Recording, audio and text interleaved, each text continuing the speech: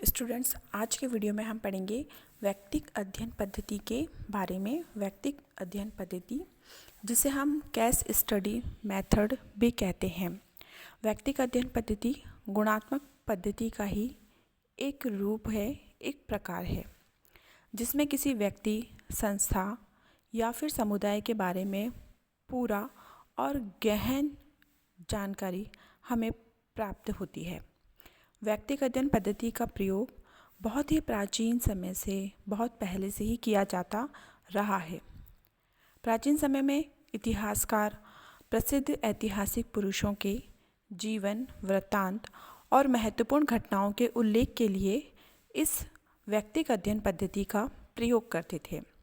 समाजशास्त्र में व्यक्तिक अध्ययन पद्धति का प्रयोग सबसे पहले हर्बर्ट स्पेंसर ने किया था, लेकिन व्यवस्थित और वैज्ञानिक रूप में व्यक्तिक अध्ययन पद्धति का प्रयोग करने का श्रेय चार्ल्स लिपले को जाता है। लिपले ने फ्रांस में परिवारों के आय व्यय के बजट के अध्ययन के लिए इस विधि का सहारा लिया था। तो बच्चों, आपको यहाँ पे ध्यान रखना है कि यदि एग्ज़ाम में पूछा जाता है कि समाजशास्त्र में व्यक्तिक अध्ययन पद्धति का प्रयोग सबसे पहले किसने किया था, तो आपका आंसर होगा हर्बर्ट स्पेंसर ने। लेकिन यदि प्रश्न पूछा जाता है कि समाजशास्त्र में व्यक्तिक अध्ययन पद्धति का व्यवस्थित और वैज्ञानिक रूप से प्रयोग करने वाले विद्वान कौन है, तो वहाँ आपका आंसर होगा चार्ल्स लिपले। आधुनिक समय में व्यक्तिक अध्ययन पद्धति का प्रयोग मनोचिकित्सकों के द्वारा मानसिक रोगियों, अपराधियों और उद्दंड एवं अनुशासनहीन युवकों के उपचार के लिए किया गया है। समाज वैज्ञानिकों ने इस विधि का प्रयोग समाज के प्रतिभाशाली व्यक्तियों, नेताओं, कलाकारों, लेखकों, कवियों, उपन्यासकारों और समाज सुधारकों के संपूर्ण जीवन वृत्तांत का अध्ययन करने के लिए और सांस्कृतिक एवं सामाजिक समूहों जैसे परिवार, राजनीतिक दल, गैंग, जनजाति और किसी संस्था जैसे अस्पताल, गिरजाघर, औद्योगिक संगठन, सरकारी विभाग और लघु समुदायों के अध्ययन में बहुत किया है। व्यक्तिक अध्ययन पद्धति में अध्ययन की जाने वाली इकाई के व्यक्तिगत जीवन से संबंधित गहनतम और गुणात्मक जानकारी प्राप्त करने के लिए इस विधि का प्रयोग किया जाता है। M.E. वॉटसन ने कहा कि जब हम किसी इकाई के विशेष पहलू या उसके संपूर्ण क्षेत्र और सामाजिक अंतर संबंधों को सांस्कृतिक पृष्ठभूमि में रखकर उससे जुड़े हुए तथ्यों का संकलन करते हैं, तो उसे ही हम व्यक्तिक अध्ययन पद्धति कहते हैं। तो इस प्रकार से M.E. वॉटसन ने व्यक्तिक अध्ययन पद्धति को परिभाषित किया, क्योंकि इस विधि के द्वारा मानव व्यवहार का सूक्ष्म, गहन, विशिष्ट और विस्तृत विवरण प्राप्त किया जाता है। इसी कारण बर्गेस ने इस विधि को सामाजिक सूक्ष्मदर्शक यंत्र, सोशल माइक्रोस्कोप कहा है। व्यक्तिक अध्ययन पद्धति को सामाजिक सूक्ष्मदर्शक यंत्र कहने वाले विद्वान हैं बर्गेस। इसके बाद हमें व्यक्तिक अध्ययन पद्धति के अर्थ और परिभाषाएं समझनी होंगी। जैसे बिसेंस और बिसेंच ने व्यक्तिक अध्ययन पद्धति को परिभाषित करते हुए कहा है कि व्यक्तिक अध्ययन पद्धति गुणात्मक विश्लेषण का एक रूप है, जिसमें एक व्यक्ति, एक परिस्थिति या संस्था का सावधानीपूर्वक और पूर्ण विश्लेषण किया जाता है। P.V. यंग ने भी व्यक्तिक अध्ययन पद्धति को परिभाषित किया है और उन्होंने कहा है कि व्यक्तिक अध्ययन पद्धति किसी एक सामाजिक इकाई, चाहे वह एक व्यक्ति, एक परिवार, एक संस्था, एक सांस्कृतिक समूह या संपूर्ण समुदाय क्यों ना हो, के जीवन की खोज और विश्लेषण की पद्धति है। गिडिंग्स के अनुसार अध्ययन किया जाने वाला व्यक्तिक विषय केवल एक व्यक्ति अथवा उसके जीवन की एक घटना या विचारपूर्ण दृष्टि से एक राष्ट्र या इतिहास का एक युग भी हो सकता है। ऑडम और जोचर के अनुसार व्यक्तिक अध्ययन एक प्रविधि है, जिसके द्वारा प्रत्येक व्यक्ति कारक, चाहे वो संस्था हो या एक व्यक्ति या समूह के जीवन की पूर्ण घटना हो, इसका विश्लेषण उस समूह की किसी भी अन्य इकाई के संदर्भ में किया जाता है। सीन पाओ येंग के अनुसार व्यक्तिक अध्ययन पद्धति को किसी व्यक्ति के सूक्ष्म, गहन और संपूर्ण अध्ययन के रूप में परिभाषित किया जा सकता है, जिसमें अन्वेषणकर्ता अपनी समस्त क्षमताओं और पद्धतियों का प्रयोग करता है, या यह किसी व्यक्ति के संबंध में पर्याप्त सूचनाओं का व्यवस्थित संकलन है ताकि ये जाना जा सके कि वह समाज की इकाई के रूप में किस तरह कार्य करता है। तो बच्चों, इन सभी परिभाषाओं से हमें ये स्पष्ट हो जाता है कि व्यक्तिगत अध्ययन पद्धति में किसी एक सामाजिक इकाई से संबंधित सभी पक्षों का व्यापक, सूक्ष्म और गहन अध्ययन किया जाता है। अध्ययन की जाने वाली ये सामाजिक इकाई कोई भी व्यक्ति, समूह, संस्था, समुदाय, जाति, राष्ट्र, सांस्कृतिक क्षेत्र या इतिहास का एक युग भी हो सकता है। इसके बाद हम पढ़ेंगे व्यक्तिगत अध्ययन पद्धति की मुख्य विशेषताएं कौन कौन सी हैं। पहली विशेषता है कि व्यक्तिगत अध्ययन पद्धति अध्ययन की एक विशिष्ट इकाई है, स्पेसिफिक यूनिट ऑफ स्टडी। व्यक्तिगत अध्ययन पद्धति में अनुसंधानकर्ता किसी एक विशिष्ट इकाई का अध्ययन करता है। ये इकाई कोई व्यक्ति भी हो सकता है, कोई परिवार हो सकता है, कोई समूह, संस्था, समुदाय, जाति, उपजाति या कोई एक विशिष्ट समस्या या इतिहास का कोई एक युग भी हो सकता है। इसके संदर्भ में एक बात महत्वपूर्ण ये है कि अध्ययन की जाने वाली इकाई छोटी होने पर उसका अध्ययन गहन और सुविधापूर्वक किया जा सकता है।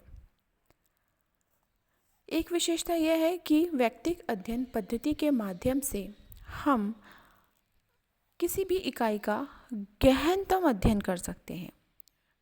व्यक्तिगत अध्ययन पद्धति में इकाई के बारे में सूक्ष्म और गहन जानकारी प्राप्त की जाती है।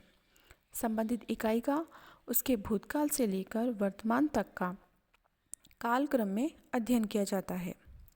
ऐसे अध्ययनों में इकाई का ऐतिहासिक अध्ययन होने के कारण समय भी अधिक लगता है और धन भी। गहन अध्ययन के लिए समस्या के सभी पक्षों और घटनाओं का संबंध ज्ञात किया जाता है। व्यक्तिगत अध्ययन पद्धति में किसी इकाई का या घटना का किसी एक पक्ष का अध्ययन नहीं होता, बल्कि उसके समस्त पहलुओं का संपूर्ण अध्ययन किया जाता है। इसमें इकाई के समस्त जीवन को ही अध्ययन का केंद्र बनाया जाता है। इसमें व्यक्ति या संस्था के सामाजिक, धार्मिक, राजनैतिक, आर्थिक, सांस्कृतिक, मनोवैज्ञानिक, भौगोलिक और दार्शनिक सभी पक्षों का अध्ययन किया जाता है। गुडेर हार्ट ने कहा है कि ये ऐसी विधि है जो किसी सामाजिक इकाई को संपूर्णता में देखती है। पीवी यंग ने भी इस संबंध में कहा कि इसमें व्यक्तिगत तथ्यों को उनके संपूर्ण जीवन चक्र के रूप में संकलित किया जाता है। व्यक्तिगत अध्ययन पद्धति की एक विशेषता ये है कि ये एक प्रकार का गुणात्मक अध्ययन है। इस विधि में इकाई के बारे में गुणात्मक तथ्यों का अध्ययन किया जाता है, ना कि संख्यात्मक तथ्यों का। इकाई के बारे में आंकड़ों और संख्या पर कोई ध्यान नहीं दिया जाता। निष्कर्ष भी संख्याओं में प्रकट नहीं किए जाते। इसमें इकाई का जीवन इतिहास, वर्णनात्मक उल्लेख तैयार किया जाता है। इसमें व्यक्ति के जीवन की घटना, प्रेरक तत्वों, आशाओं और आकांक्षाओं आदि का अध्ययन इसमें किया जाता है, जिन्हें हम संख्याओं में प्रकट नहीं कर सकते। इसीलिए हमें इसमें गुणात्मक अध्ययन प्राप्त होता है। व्यक्तिगत अध्ययन पद्धति की एक विशेषता यह है कि इसमें हम अनेक कारकों का भी अध्ययन कर सकते हैं। व्यक्तिगत अध्ययन पद्धति किसी इकाई या समस्या को प्रभावित करने वाले कारकों और परिस्थितियों का पता लगाने में एक महत्वपूर्ण विधि मानी जाती है। किसी ऐतिहासिक घटना के घटित होने के पीछे कौन कौन से कारक उत्तरदायी रहे हैं, उनको ज्ञात किया जाता है। व्यक्ति के जीवन को एक विशिष्ट मोड़ देने में कौन से कारक प्रेरणादायक रहे हैं, उनका पता लगाना इस विधि की प्रमुख विशेषता है। इस अध्ययन पद्धति में संपूर्ण अध्ययन पद्धतियों का सहारा लिया जाता है, जिसमें कि अध्ययन में गहनता आती है और अनुसंधानकर्ता की कुशलता में भी वृद्धि होती है। गुडे और हार्ट कहते हैं कि विभिन्न प्रकार के ऐतिहासिक तथ्यों को प्राप्त करने में व्यक्तिगत अध्ययन पद्धति के अंतर्गत अध्ययनकर्ता संगठन के द्वारा प्रयोग में ली जाने वाली सभी प्रविधियों और साधनों जैसे गहन साक्षात्कार, प्रश्नावली, आत्म इतिहास, प्रलेख, अन्य व्यक्तियों के द्वारा व्यक्तिगत अध्ययन पत्र का प्रयोग किया जा सकता है। ये सभी व्यक्तिगत अध्ययन पद्धति की मुख्य विशेषताएं थी। इसके बाद हमें पढ़ना है व्यक्तिगत अध्ययन पद्धति की आधारभूत मान्यताएं क्या हैं। व्यक्तिगत अध्ययन में एक या कुछ इकाइयों के अध्ययन से प्राप्त निष्कर्षों को समग्र पर लागू किया जाता है या विशेष अध्ययनों के आधार पर हम कुछ सामान्य निष्कर्ष निकालते हैं।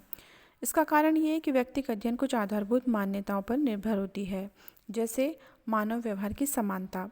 व्यक्तिगत अध्ययन की एक मान्यता यह है कि मानव व्यवहार में मौलिक एकता पाई जाती है। मनुष्यों में ऊपरी और बाहरी असमानताएं होने पर भी उनकी मूल प्रकृति, प्रवृत्तियां और प्रेरक शक्तियों में समानता पाई जाती है। समान स्थितियों में सभी मनुष्यों का व्यवहार एक जैसा होता है।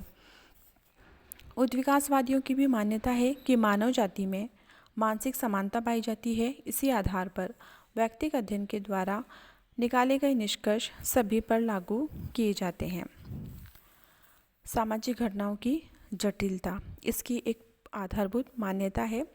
सामाजिक जीवन की घटनाएं जटिल होती हैं और मानव के परिवर्तनशील स्वभाव के कारण उन्हें समझना कठिन है।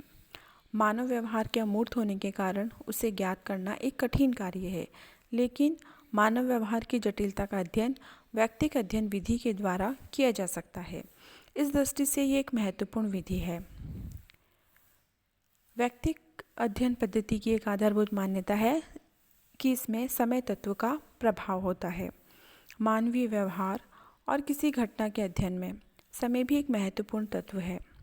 समाज में जो कुछ भी आज घटित हो रहा है वो भूतकाल के अन्य घटनाओं और प्रभावों का प्रतिफल है।